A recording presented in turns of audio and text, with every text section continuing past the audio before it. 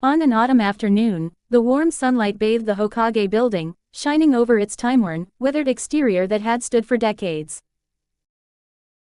Inside, the third Hokage, Sarutobi Hiruzen, clad in his ceremonial Hokage robe, swiftly flipped through the graduates of the 46th Year Ninja Academy and the list of open spots in ninja squads on his desk. Matching each genin's strengths and weaknesses, he carefully formed balanced teams and assigned suitable jonin instructors. The past 2 years had seen increasing turbulence in the shinobi world. Frequent small-scale skirmishes between villages had left Konoha's squads with significant casualties. He knew all too well that well-structured teams were vital for mission success, survival rates, and overall combat effectiveness. Whether preparing for an impending war or ensuring the safety of his subordinates, every squad formation required the utmost caution. Over an hour passed as he meticulously reviewed his draft multiple times, ensuring it was the best possible arrangement. One by one, he began summoning the jonin team leaders, Akamichi Choza, Aburame Shibi, Namikaze Minato, Yumino Ikaku. Before he knew it, evening was approaching. As another knock sounded at the door, he looked up at the final jonin he would meet today. The young man, around 18 or 19, stood just over 180 centimeters tall. His lean yet well-built frame was likely due to rigorous training. His short, golden hair and striking features could have easily captivated many young Konoha women, if not for the dark circles under his eyes, which dulled his otherwise handsome face, making him appear utterly exhausted. "Good afternoon, Hokage-sama," he greeted with fatigue, raising a hand lazily in salute. Late-night training had stretched until the early hours, and though he had tried to catch some sleep that afternoon, he had barely rested before being summoned to the Hokage building. How was he supposed to keep up with this? "Kei, you should relax once in a while. Training is more effective when balanced with rest," Hiruzen remarked, well aware of Kei's relentless training habits. Without dwelling on the young man's weary demeanor, he got straight to the point. "I've discussed with Inoichi and Shikaku, we're transferring you from the analysis team to a standard combat division. Here's your reassignment letter and details on your new team." "Understood." Kei accepted the documents, slipping the letter into his ninja tool pouch while glancing through the files on his assigned subordinates. Inoichi had already mentioned the transfer, so he had been expecting it.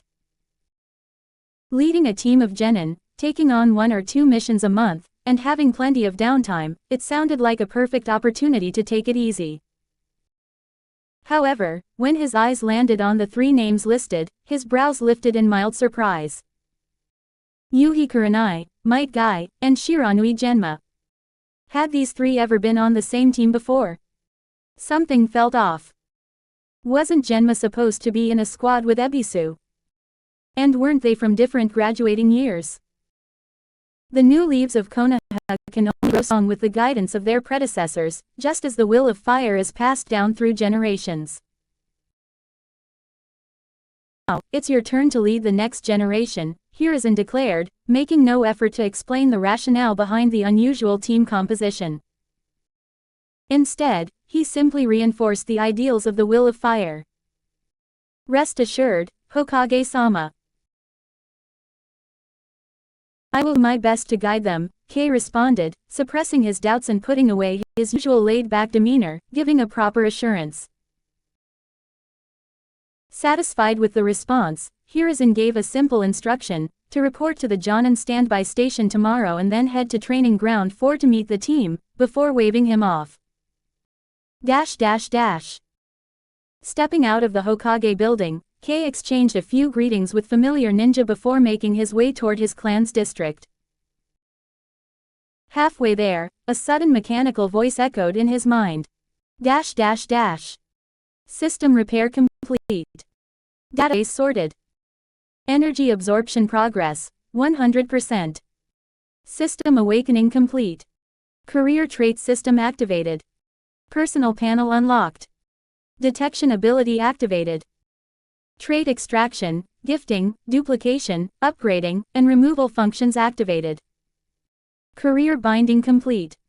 Bound career, Ninja. By completing career missions and career-related events, there is a chance to obtain opportunities for trait extraction, gifting, duplication, upgrading, downgrading, and removal. Newcomer reward unlocked. 3 trait extractions. 1 gifting opportunity. Kei's steps faltered slightly, his expression shifting for the briefest moment before returning to normal. As if nothing had happened, he stopped by a familiar restaurant to pick up a quick meal before heading home. Inside, he placed his palm on the floor, forming a hand seal. Anti-detection barrier, activate. With a faint hum, a translucent blue barrier enveloped the room.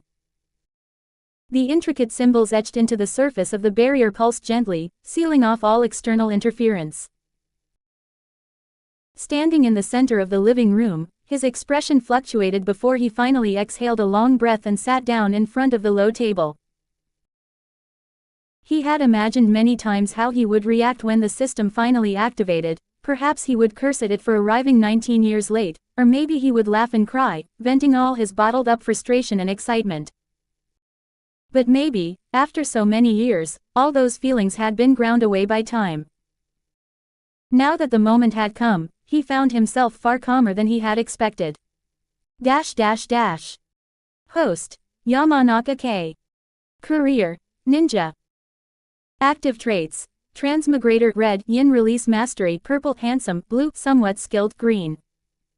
Inactive traits: none. Trait extraction: 3. Trait gifting: 1. Transmigrator red. As someone who has lived 2 lives, your soul and mental strength are significantly enhanced, with increased growth speed and a higher potential limit.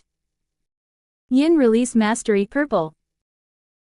Years of relentless study and training have granted you near-perfect control over yin release techniques, improving your efficiency in learning, molding, modifying, and creating them.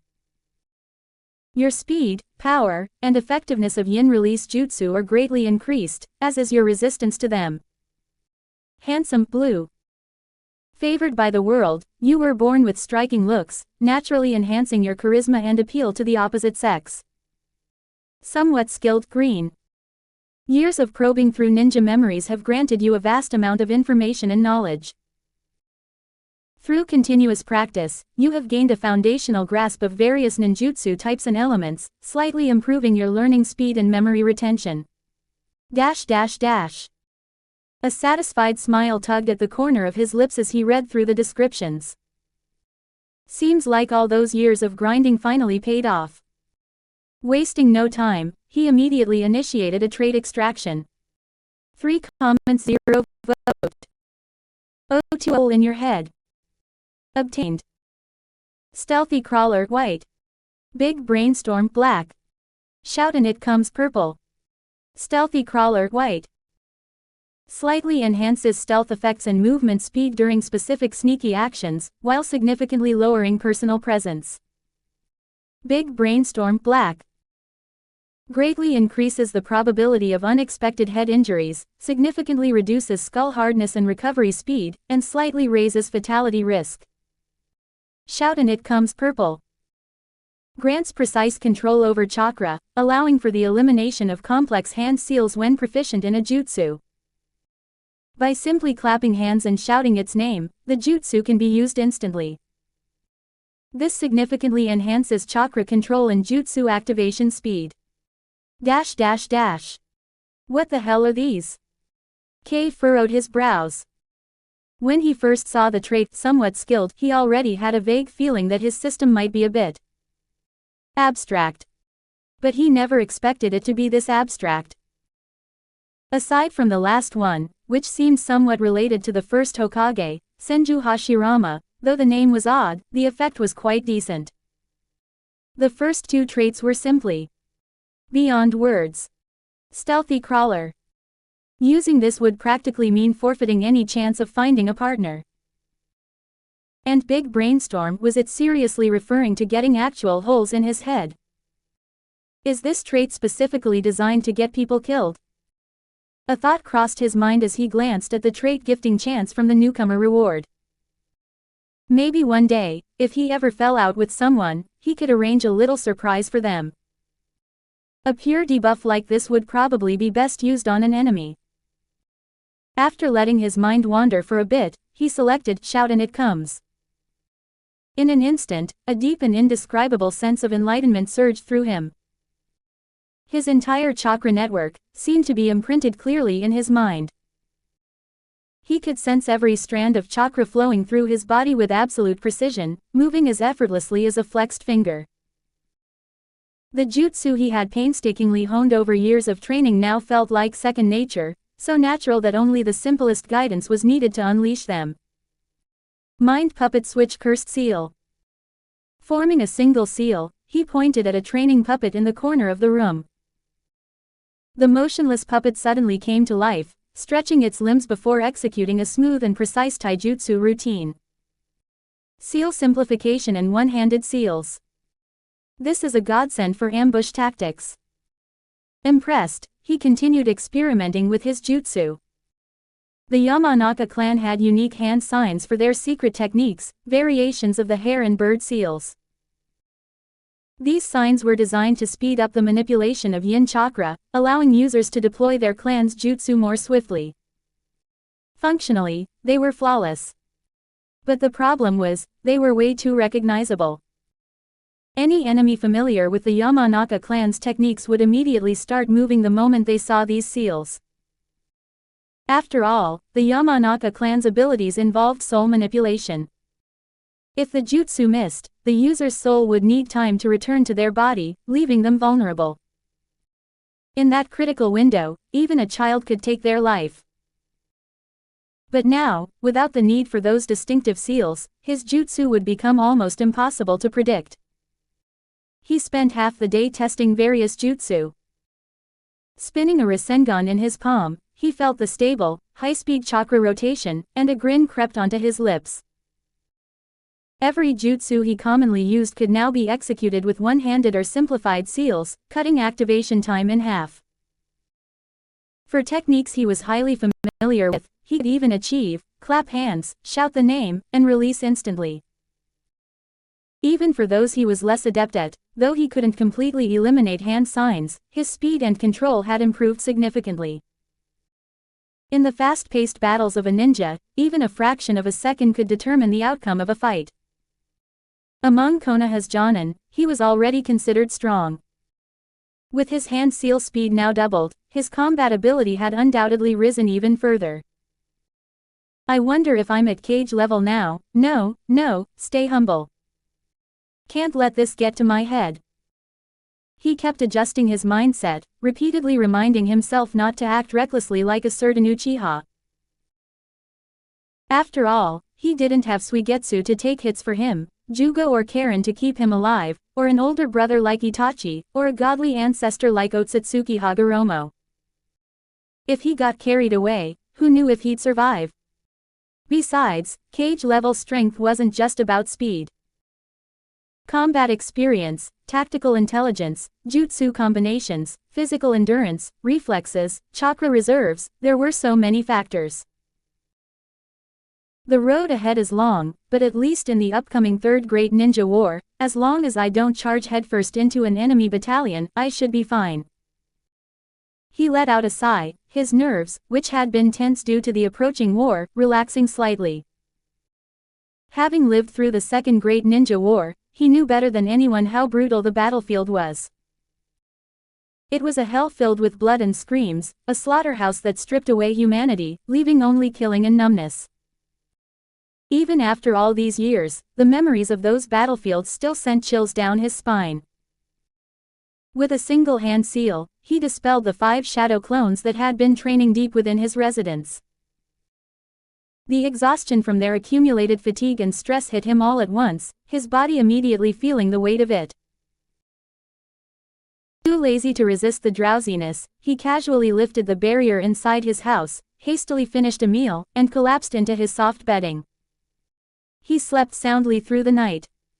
The next morning, the cool morning mist slowly dispersed under the rising sun. Birds chirped noisily outside the window, flapping their wings as they perched on tree branches. Waking up, Kei glanced at the clock on the wall, which already pointed past 7. Stretching lazily, he yawned. The sudden surge in strength had given him an overwhelming sense of security, allowing him to sleep better than ever. Relaxing even a little, and my biological clock's already out of whack. Rubbing his face, he got up to wash and dress while once again pondering over the system's functions. The system had made it clear that traits could be obtained through extraction, gifting, duplication, upgrading, and removal. These opportunities could be earned by completing professional missions or major events related to his profession. As a Jonin, his regular missions were self-explanatory. But major events. The Great Ninja War. A historical turning point. Some big movie-level crisis. Whichever it was, it seemed like he'd have to throw himself into dangerous situations to trigger them. Fastening his ninja tool pouch and adjusting his gear, he turned toward the door. Major events could wait. For now, he had a group of genin who had been waiting for him all morning. It was time to test if regular ninja missions had a decent drop rate. 3 comments 0 vote. 03 The Black Trait's first victim. The streets of Konoha near noon were bustling with people under the warm sunlight. Kei strolled towards the Jonin standby station, savoring a red bean chestnut yokon. His gaze drifted across the merchants, and ninjas along the way. Ordinary villagers rarely had any tags, and even when they did, they were mostly useless white or green ones. In contrast, ninjas had a higher probability of possessing them, though not all did. Many were blank slates. No matter the world, there are always more ordinary people, Kei mused, tossing the yokon wrapper into a trash bin just as he was about to step into the Jonin standby station. A 3-seater wooden sofa suddenly shot out of the entrance with a sharp whooshing sound. Before he could even register what had happened, a powerful surge of chakra erupted from within. Then, boom. Every glass window shattered simultaneously, a deep crack ran from the floor to the entrance, and even the walls tilted and crumbled. In mere moments, the once intact Jonin station had turned into a condemned building. A gust of wind quickly dispersed the thick dust, revealing 2 figures still locked in confrontation. Kishimoto and Danzo. Swish, swish, swish. 3 Ryus clad in Anbu uniforms and animal masks instantly appeared behind Danzo, assuming attack stances against Kushina. Kei's eyes narrowed slightly. In a single step, he appeared behind Kushina. Alongside him arrived Choza and Dodo from the Akamichi clan, Suzaku from the Nara clan, Gaku from the Inazuka clan, and Murakumo from the Kurama clan. As for the other Jonin who had originally been in the standby station, whether out of fear of the Hokage advisor's authority or simply unwilling to be entangled in high-level conflicts, they had all vanished without a trace. Danzo. I've already made myself clear, I will never hand over the Uzuki clan's sealing techniques to you. Now realizing she wasn't alone, Kushina's already fierce presence intensified further. Hearing this, Kei immediately understood. No wonder, aside from the Ino-Shika-Cho clans aligned with the Hokage, even the Kurama clan head had chosen to stand behind Kushina. Danzo must have crossed a line that the ninja clans couldn't tolerate. An unstable Jinchuriki who cannot control her emotions will only bring disaster to the village. Danzo's cold eyes held not a shred of emotion. I will request from Hiruzen that you undergo root training. Without sparing Kei, Choza, or the others a single glance, he simply dropped those words and turned to leave. Kushina looked momentarily stunned. Even Choza and the others were slightly taken aback by how easily he backed down. Kei hadn't witnessed the entire conflict, so he couldn't determine Danzo's true motives. The way this old schemer had so readily given up suggested that his real objective wasn't the Uzumaki sealing techniques. In fact, he likely wasn't even serious about forcing Kushina into root training. After all, even if Hiruzen had been kicked in the head by a donkey, there was no way he'd allow Danzo anywhere near the control of the Nine-Tails Jinchuriki. He couldn't fully decipher Danzo's intentions, but he was certain of one thing: this old man was up to no good. Before, he might have been helpless against Danzo's authority and influence. But now, system, gift Shimura Danzo the trait, big brainstorm. A flicker of black light, visible only to Kei, shot into Danzo's body in the blink of an eye. Danzo, mid-stride, felt a brief chill at the back of his head. Assuming it was just the lingering hostility from Kushina and the others, he remained completely unaware of the impending disaster. Crack. A wind beam from the collapsing Jonan standby station suddenly snapped with a sharp noise and came crashing down. The infrastructure began to collapse rapidly. The moment the beam broke, Kei and the others instinctively used body flicker to escape. The 3 root ninjas trailing behind Danzo reacted a step too slow. The 3 ninjas exchanged glances. Seeing no sign of Danzo, they hurriedly began digging through the collapsed rubble. No way, this thing is that effective. Kei was both shocked and thrilled. The black trait's effect was downright explosive.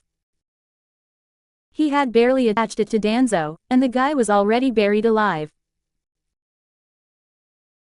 Ha ha ha ha. That's what happens to people who do too many bad things.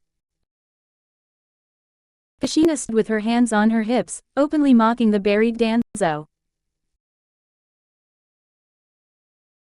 Her laughter grew even more gleeful when the 3 root members, after exhausting every ounce of strength, finally managed to drag out a battered, bloodied, and disheveled Danzo from the wreckage.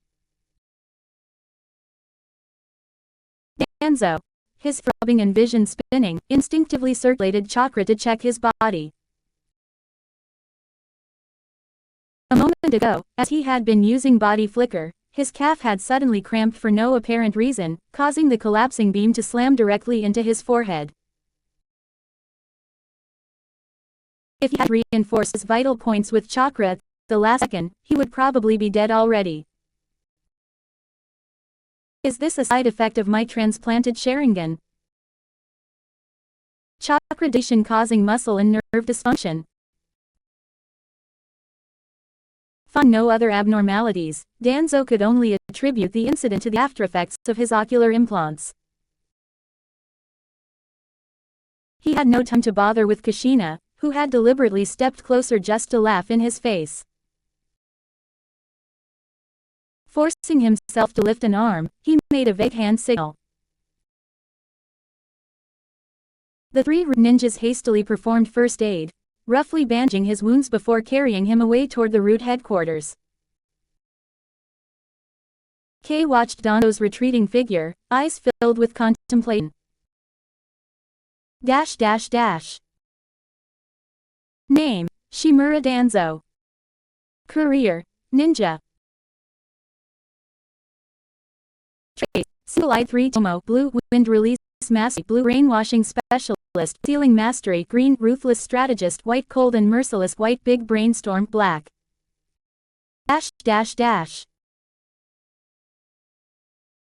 In terms of sheer number of tags, Danzo had the most Kei had ever seen.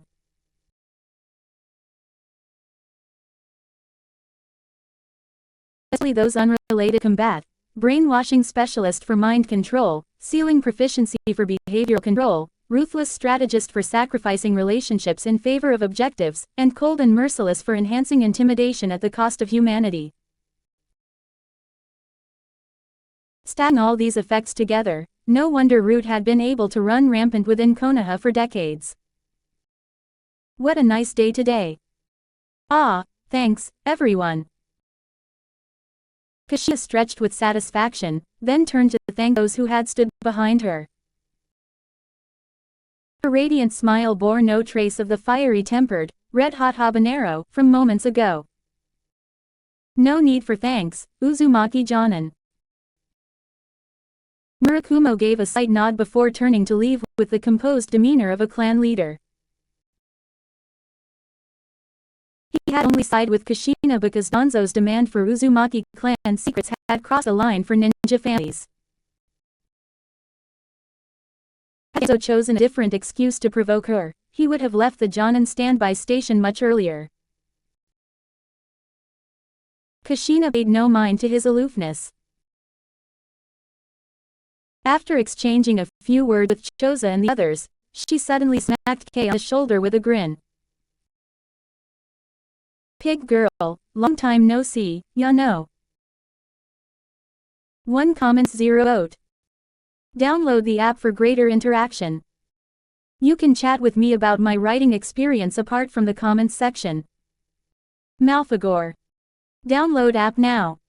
Oh, for I'm not Sawani. Kei gave Kushina an exasperated look.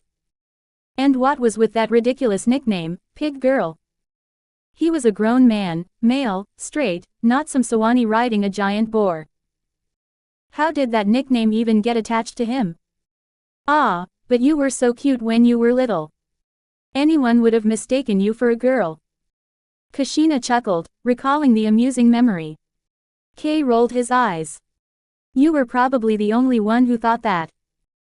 Back when Kushina transferred into the academy, as her classmate, he was one of the few who didn't mock her for her fiery red hair. But right after their very first class ended, she had run up to him, flustered, and asked where the girls' restroom was, if he could go with her. Clearly, his delicate features as a child had caused a serious misunderstanding. Seeing the 8-year-old girl standing there, full of embarrassment and uncertainty, Kei, who already had the mind of an adult, couldn't bear to make things even more awkward for her. So, he simply got up and led the way. Thinking back on it now, their first encounter was pure fated disaster. Hee, what brings you to the Jonin standby station? Kushina clasped her hands behind her back, her bright face showing a hint of anticipation. Kei cleared his throat. Ahem. I've been reassigned to the Standard Combat Division as a squad leader. He pulled out a scroll from the pouch at his waist, containing his official reassignment orders. Seeing Suzaku, the duty officer at the station today, glance over, he casually tossed the scroll over. That's great. We'll get to see each other more often. Yeah, but we can catch up later.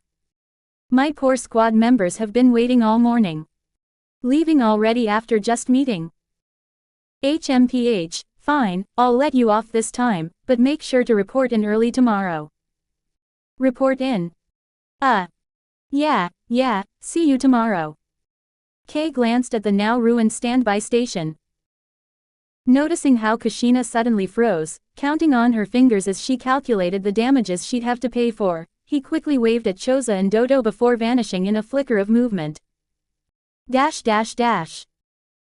and Genma practiced tirelessly, sweat dripping down their faces as they focused on basic taijutsu and precision kunai throwing. Kurenai sat atop a wooden training post used for target practice, idly swinging her legs. She listened to her new teammates' spirited training shouts while, not far off in the third training ground, the sounds of ninjutsu explosions from combat drills echoed in the distance. With a deep sigh, she let out a breath of frustration. Her first year after graduation had already been unlucky. One of her teammates had quit being a ninja, forcing her into a dull logistics job. Now, finally reassigned, she was happy to see her new teammates were all familiar faces, strong, reliable, and unlikely to quit. But just when things were looking up, their squad leader was late for their very first meeting. Sure, the orders had stated to gather at the 4th training ground in the morning, but they hadn't specified a time. Still, it was noon already. Why was her ninja career cursed with so much bad luck? As she sat lost in thought, a faint, almost orchid-like fragrance drifted through the air with the autumn breeze, brushing past her nose. Before she could even identify what kind of flower it was, a sudden disturbance rippled through the training ground. The once flat earth beneath them began to rise and bulge. Guy and Genma immediately sensed the anomaly and leapt back without hesitation. Before Kurenai could even jump down from the training post, the ground suddenly burst open. A massive python, its head alone spanning 3 meters in diameter, slithered out at terrifying speed. Faced with a monstrous serpent, an overwhelming sense of danger swept through her entire body. Every cell in her being trembled, every nerve screamed in alarm, yet she was paralyzed, unable to move, fearing that even the slightest action would draw the beast's attention. But fate was not on her side. The python's massive head lifted slightly, its cold, unblinking eyes locking onto her. In the next moment, it lunged forward, ready to strike. The sheer terror of imminent death nearly drowned out all rational thought. Move! Move! Move now! She screamed internally, and in that instant, the numbness in her limbs broke. Strength surged through her body as she tried to escape, but the python's speed was far greater than hers. The rancid stench of its maw filled her nostrils, the very scent of death itself. Ha! A sharp battle cry split the air, and in a blur of green, a figure shot in from the side. A powerful kick struck the serpent's head, forcing it to veer off course by 2 feet, just enough for Kurenai to barely avoid its fangs as it lunged past her. Boom! The missed strike sent up a cloud of dust as the python crashed into the ground, letting out a furious hiss.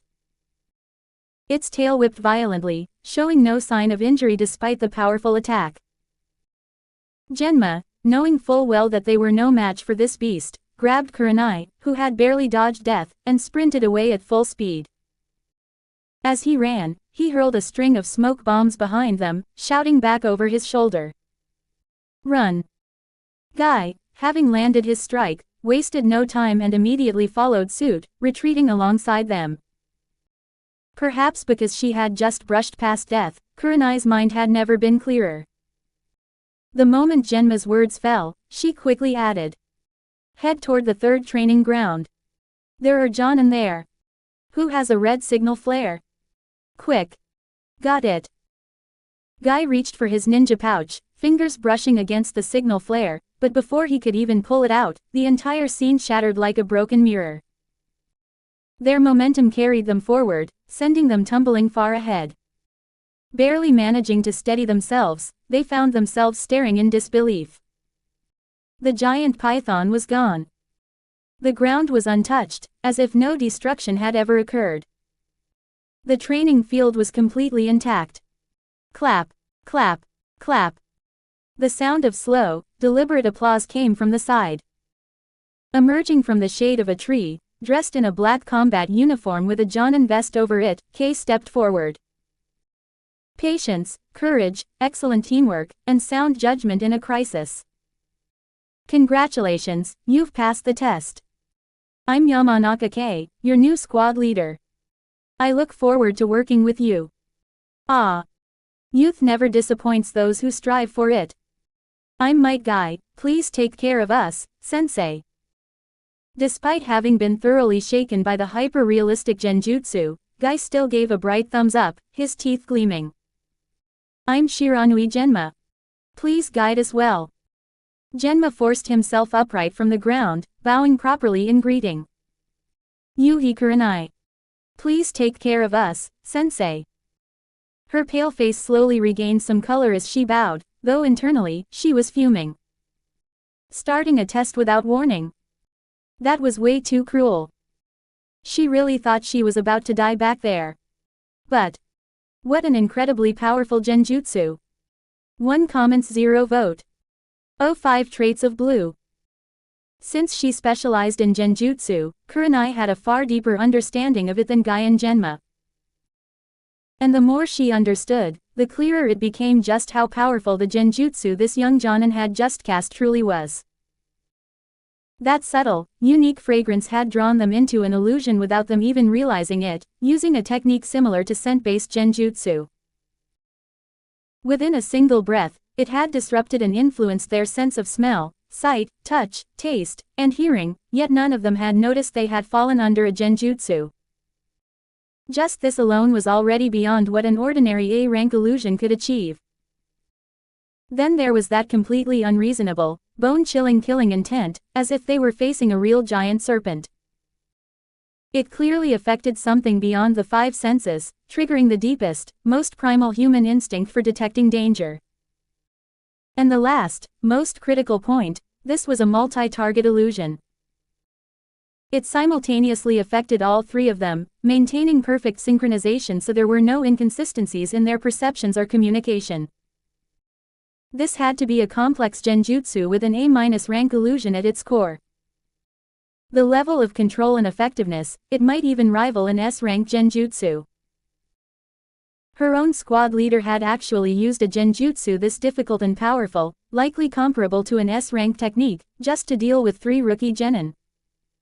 The more she thought about it, the worse it seemed. "You look like you're thinking something pretty rude," Kei remarked, narrowing his eyes slightly as he bent forward, meeting Kurenai's ruby-like gaze. And no, of course not. She averted her eyes, flatly denying the silent complaints she had just been making about her own squad leader. Seeing that his sudden attack and quick-witted words had successfully made the 3 rookies forget all about his earlier tardiness, Kei inwardly noted how easy kids were to fool. As he turned to walk out of the training ground, he called back over his shoulder. "Since you passed the test, let's celebrate the formation of our squad. My treat, grilled skewers. Let's go." Decided then. Handstand walk all the way to Yakiniku Q. If you can't do it, 2,000 kicks. Guy responded with his usual enthusiasm. Sensei said grilled skewers, not barbecue. That means we're going to shushu ya, Genma mumbled around the senbon in his mouth, his half-lidded eyes showing mild correction. Oh. I heard it's really expensive. Just 1 plate of venison costs 50 ryo. Kurenai's eyes lit up slightly as she secretly resolved to set aside her image for the night and eat to her heart's content. After all, it would be a waste not to make up for the shock she had just suffered.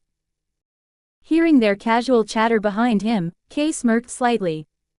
Their mental resilience wasn't bad. The 3 of them undoubtedly had talent. Might Guy had the strongest potential, with 3 traits: Burning Youth Blue, Extreme Recovery Blue, and Thick-Browed Kappa White.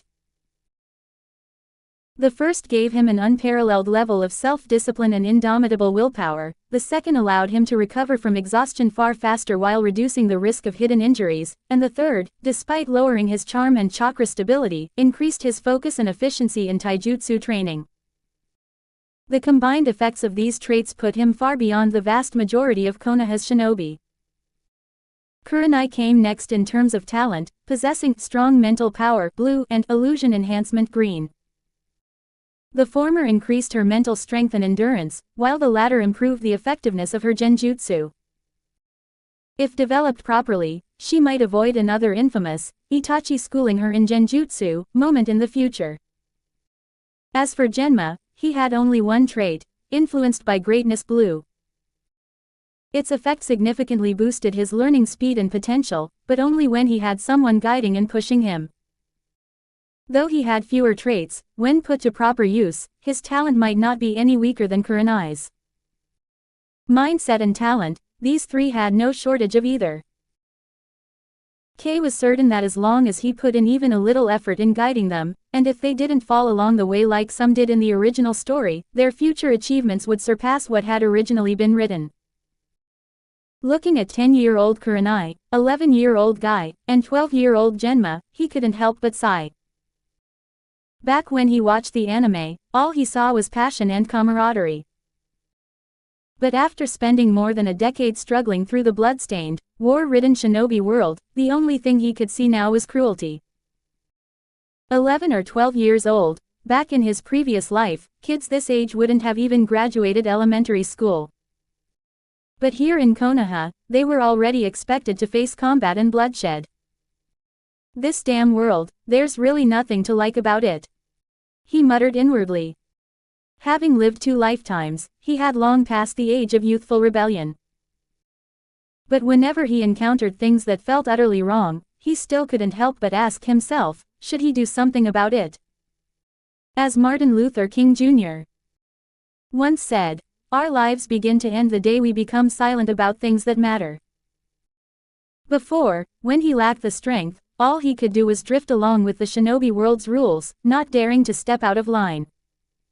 But now that he had the system, 50 ryo for a plate of venison. That means one meal would cost as much as several D-rank missions. Guy gasped, continuing his handstand walk while struggling to count just how much money they were about to spend. Stop calculating. I heard before that if you don't order anything too extravagant, the average cost per person is around 3,000 ryo, about 3 times more than yakiniku Q. 3,000. Is this place a scam? Guy, who had never come from a wealthy background, was so startled that he nearly lost balance, almost face-planting into the ground. Kurenai glanced cautiously at Kei, who had remained silent for a while now. Seeing the heaviness in his expression, she assumed he hadn't realized just how expensive Shushuya was and had simply wanted to treat his subordinates to something nice, only to be just as shocked by the prices they were. After much internal debate, she decided to temporarily forgive him for almost scaring her to death earlier. Carefully, she spoke up to ease the tension. Sensei, actually, I think ramen is really delicious too. Ah, ha ha ha. Kei paused, then immediately understood her meaning and couldn't help but laugh. He reached out and ruffled the little girl's hair. Watching her blush, wrinkle her nose, and hastily fix her hair, he made a decision. He really should do something. Not for that vague and pretentious so-called will of fire. Not for the ridiculous and impossible dream of world peace. But simply because today's sunlight was warm, the breeze was gentle, and the people he met were just too endearing. 1 comments 0 vote. 06 Memory Master. The food at Shushuya was even more delicious than Kurenai, Guy, and Genma had imagined. When they found out that this restaurant actually had shares owned by Kei, not only did they get to eat for free, but they also received a generous dividend every month. Without hesitation, the 3 of them decided to indulge themselves. Even Kurenai, who usually ate with the most restraint, ended up eating so much that she could barely sit up straight, sighing internally at the situation. To think she had once worried that a Jonin, who was ruthless enough to use a strong genjutsu combo on his own allies, would be short on money. She had really been too naive. Sensei, when are we going to start taking on missions? Genma asked after finishing his meal, curious about their next steps. Hearing this, Kurenai and Guy also turned their eager eyes toward Kei. Both Genma and Guy hadn't taken on any missions for a while due to Ebisu's transfer to a different post. Their pockets were practically empty, making their daily lives quite frugal. Although Kurenai had spent nearly a year in logistics and had some savings, she had barely done any missions before being reassigned. Now, she was just as eager to get back into action. Seeing the anticipation in their eyes, Kei, who was also looking forward to testing the system's drop rate through professional missions, didn't delay. We can head over to the mission office in a bit and take a look, he said. The flames of youth are about to blaze once again. Guy suddenly leapt from his seat, bursting with enthusiasm. However, before he could strike his usual passionate pose, he clutched his overstuffed stomach, bending over slightly in discomfort. Noticing the unimpressed look from Genma, he remained unfazed and quickly added, even in the prime of youth, occasional setbacks are inevitable. But don't worry, once we start our mission, I'll give it 200% of my passion and sweat. Sigh. Genma let out a long breath. Even after being teammates for 2 years, he still found Guy's personality hard to handle. Kurenai rested her chin on her hand, watching the lively scene with a smile. She had a feeling that the days ahead were going to be very interesting.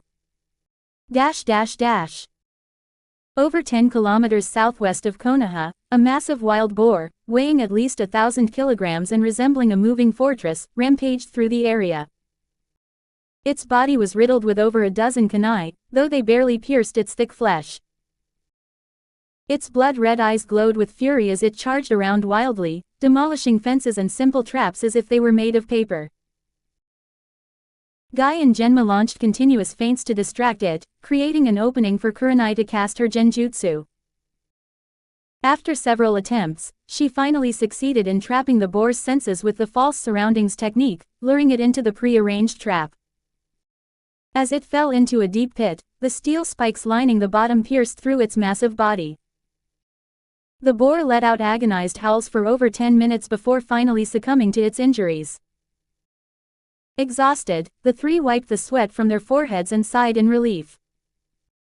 Kei carefully took note of their strengths and weaknesses during the operation. Just as he was about to give feedback, a familiar system prompt echoed in his mind. D-rank professional mission completed. Detail: eliminate the crop-destroying wild boar. Reward: none. First time completion. Reward: 2 trait extractions. 1 gifting opportunity. Kei paused for a moment. He hadn't expected that the system would consider the mission complete just from slaying the boar, even before they returned to Konoha to submit their report. Moreover, since this was his first completed professional mission, he had directly received 2 trait draw chances and 1 gifting opportunity. As for the lack of rewards from a standard D-rank mission, that wasn't surprising to him. Luck played a huge role in these things, after all. Besides, the probability of obtaining valuable rewards was likely tied to the difficulty of the mission itself. Even simple, time-consuming D-rank mission, where most of their effort went into traveling, could provide frequent rewards, then that would be far too easy. His gaze landed on the 2 available trait draws in his personal panel, and without hesitation, he decided to use them immediately. Obtained. Memory Palace Blue. Fragile yet tenacious white. Memory Palace Blue. A combination of innate talent and training allows the brain to develop optimally, granting mastery over the Memory Palace technique. Enhances learning speed, speed reading ability, and memory retention. Fragile yet tenacious white. Until your body reaches Jonin level durability, the probability of encountering strong enemies and life-threatening situations increases slightly. However, so does the chance of a last-minute breakthrough and survival. 1 blue, 1 white, not bad, he mused, reading through the descriptions before decisively activating Memory Palace. For both studying and research, memory was an invaluable asset. The stronger it was, the better. As for fragile yet tenacious, it seemed rather useless to him now that he had outgrown the rookie phase. This kind of trait was probably only helpful for chosen protagonists who could somehow endure getting thrown into death traps repeatedly. Otherwise, no matter how high the breakthrough or survival rate, it wouldn't matter if the system kept throwing stronger enemies at him non-stop. Compatibility detected. Memory Palace Blue. Somewhat skilled green. Fusion. Yes, no. Yes, fuse them. After a brief hesitation, Kei chose to go ahead with it. This was his first time encountering trait fusion, but both traits were related to knowledge and memory. No matter how they combined, it shouldn't turn out to be a disaster, right? Suddenly, an overwhelming surge of memories boiled in his mind. Countless images flickered past like a high-speed slideshow. Even memories he had long forgotten, like those from when he was only 4 years old in his past life, became crystal clear. Kindergarten, elementary school, middle school, high school, university, an enormous and intricate archive of memories sorted itself neatly into his newly formed memory palace. Among them, every detail of the Naruto anime he had once watched, along with all the discussions and theories he had read online, had been isolated and stored separately. Once his past life memories settled, his current life memories unfolded just as vividly. Even the ones he had extracted from other ninjas' minds while working in the interrogation division were now perfectly catalogued. The storm of memories gradually calmed, and as it did, the system's notification echoed in his mind. Fusion complete. Obtained. Memory Master of the Shinobi World Blue. Memory Master of the Shinobi World Blue. A perfected application of the Memory Palace grants near limitless memory capacity. Your vast recollection of 2 lifetimes provides deep insight into various life experiences, hidden secrets of the shinobi world, and a broad understanding of ninjutsu and secret techniques. Enhances learning speed, speed reading ability, and memory retention. Holy shit. Feeling the sharp clarity of his memories, Kei's eyes sparkled with excitement. 0 comments 0 vote. 07 Tragic heroine at the doorstep. For a transmigrator or reincarnator, knowing the storyline was the greatest advantage. And if one could remember the finer details of the plot, it became effortless to obtain things that ordinary people might struggle for years to acquire. Kei had been in the Naruto world for a full 9 years. At the time of his arrival, he had recorded all the story details he could recall, using sketches and shorthand notes to piece them together. Even now, he would occasionally take them out to review. Yet, even back then, the information he could remember was quite limited, mostly major plot points rather than intricate details of specific events. For example, he knew that Danzo had perceived Akatsuki as a threat and orchestrated Yahiko's demise, directly pushing Nagato into darkness. However, the exact method he used and whether others were involved had long faded from his memory. Looks like I'll have my hands full soon. A faint, uncontrollable smile appeared on Kei's lips. If used correctly, the benefits it could bring were immeasurable. Sensei, the client is here. From a distance, Kurenai stood at the edge of a trap pit, standing on tiptoe and waving her hand. Her crisp voice pulled Kei out of his pleasant daydream. Leaping down from the rooftop, he approached the large pit where the client was waiting. After ensuring the mission contract was signed and confirmed, he called over his 3 young students, who had just finished retrieving their kunai, steel wires, and shuriken, and they set off on their way back. Their 4 figures swiftly moved through the dense forest, taking the shortest route directly toward Konoha.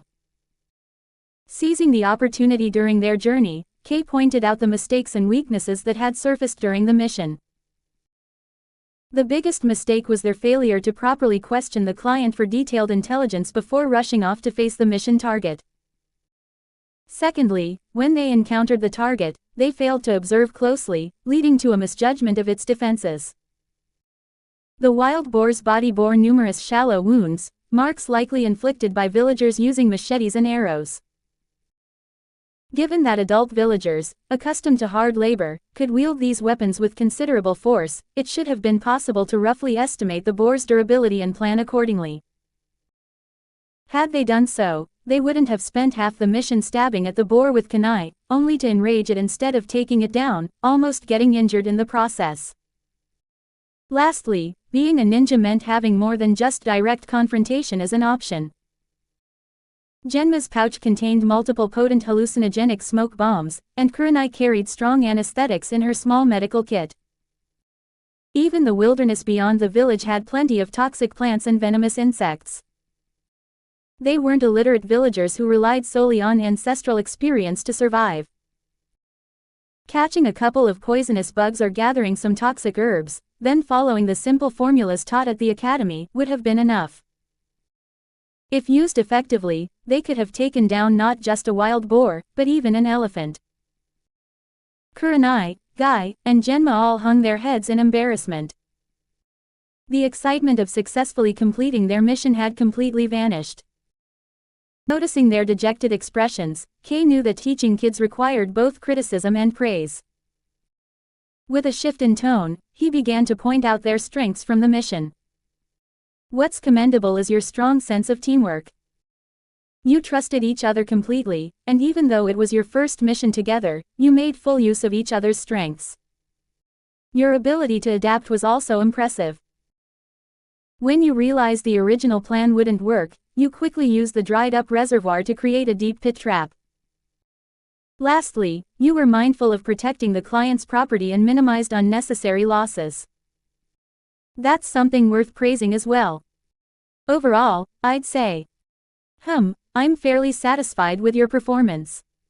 He smiled as he gave his final assessment. Yes. The three of them high-fived, silently vowing to perform even better on the next mission. After the brief excitement, Kurenai, ever perceptive, shifted the conversation back to the mission. Sensei, if you were in our position back when you were a genin, what would you have done? Obviously. Just one jutsu to end it instantly. What? But Genma's fire jutsu just made it only smell like roasted pork. How could a genin's jutsu possibly take down such a huge boar in one move? I'm from the Yamanaka clan. Controlling the boar to jump into a river and drown or making it charge into a mountain and die isn't exactly difficult. That's such a sneaky way to win. Ha ha ha. They laughed and chatted all the way until night fell, the sky turning pitch black as they finally arrived back in Konoha.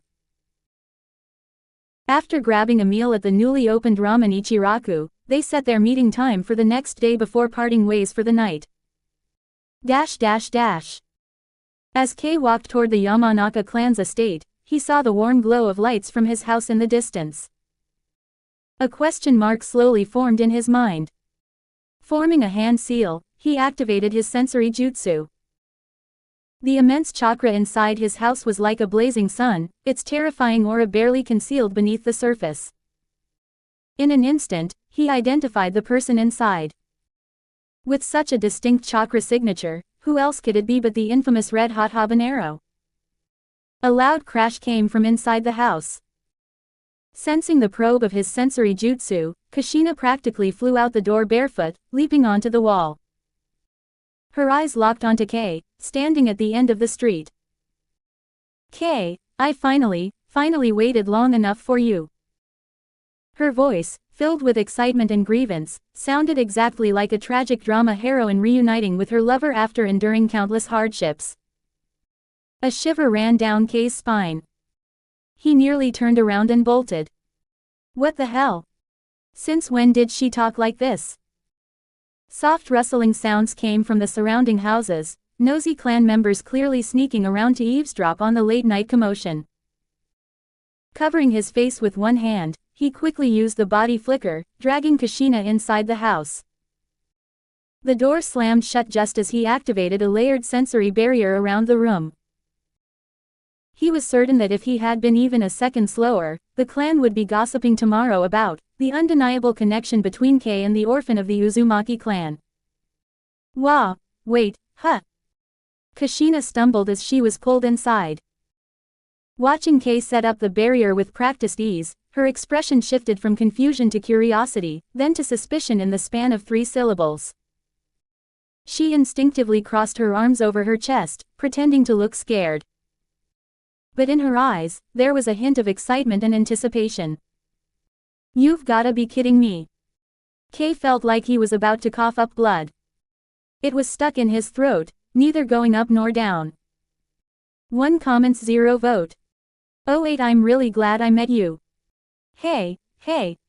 What's with that disgusted and disdainful look on your face? Reeking of alcohol, Kushina unhappily lowered her arms from where they had been crossed over her chest.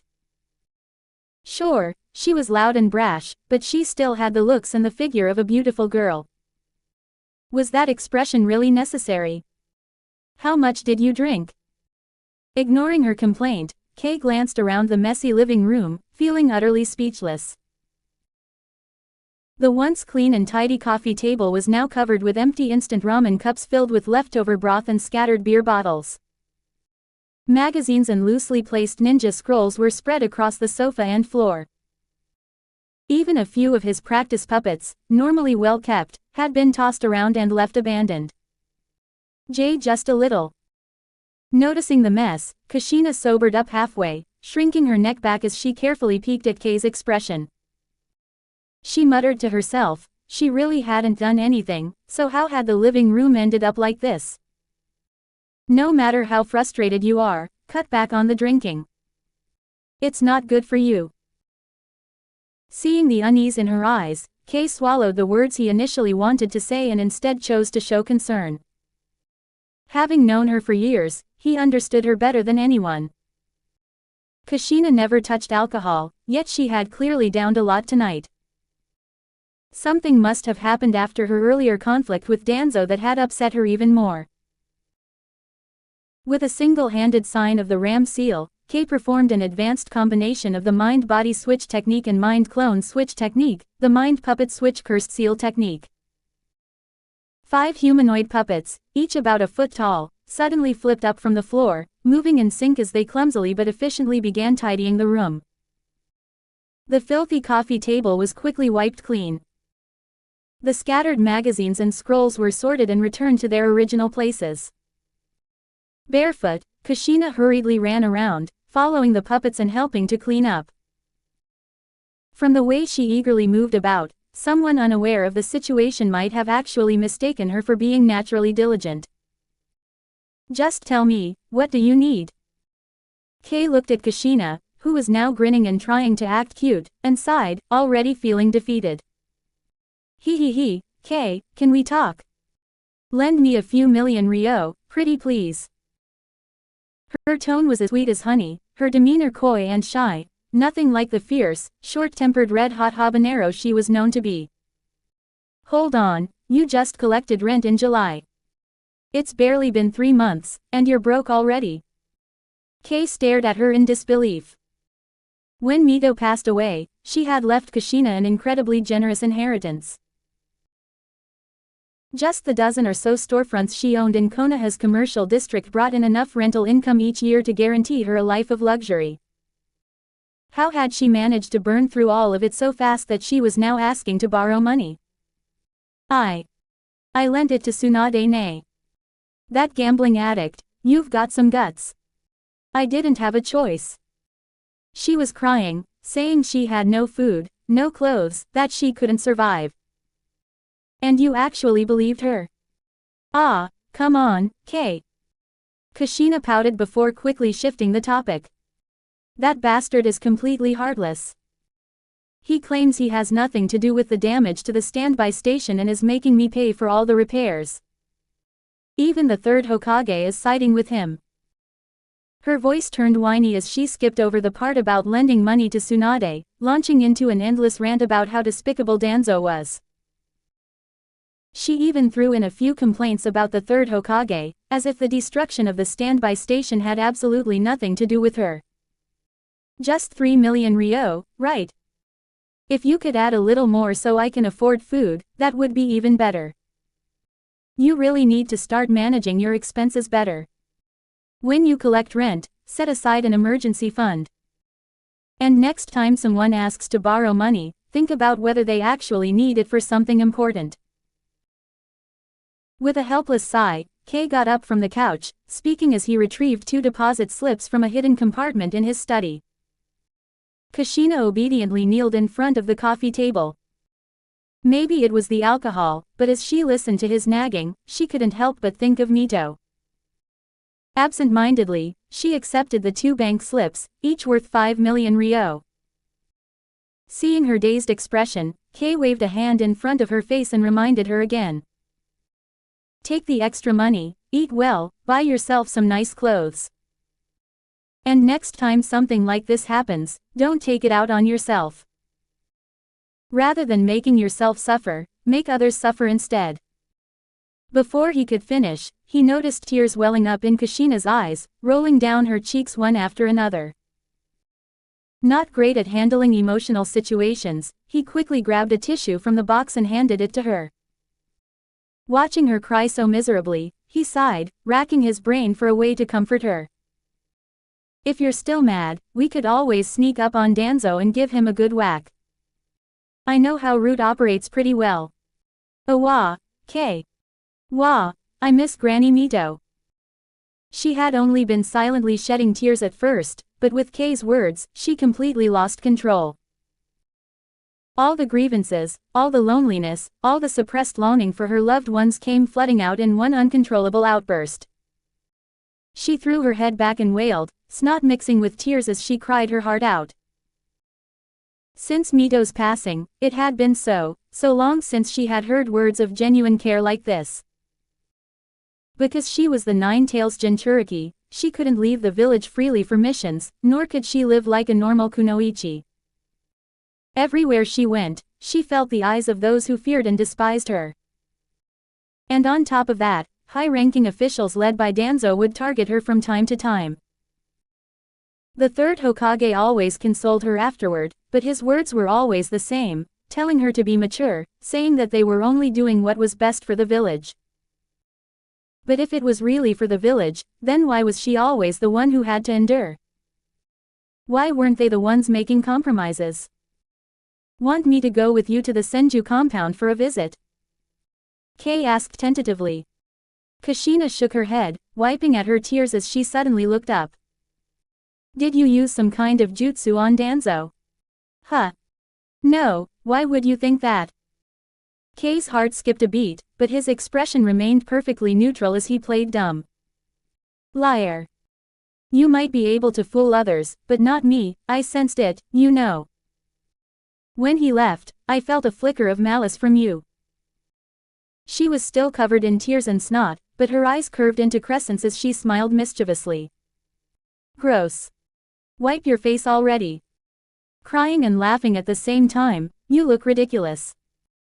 Kei twitched slightly at the corner of his eye, gave up on denying it, and simply pressed a tissue against her face. Hee hee, Kei, I'm really glad I met you.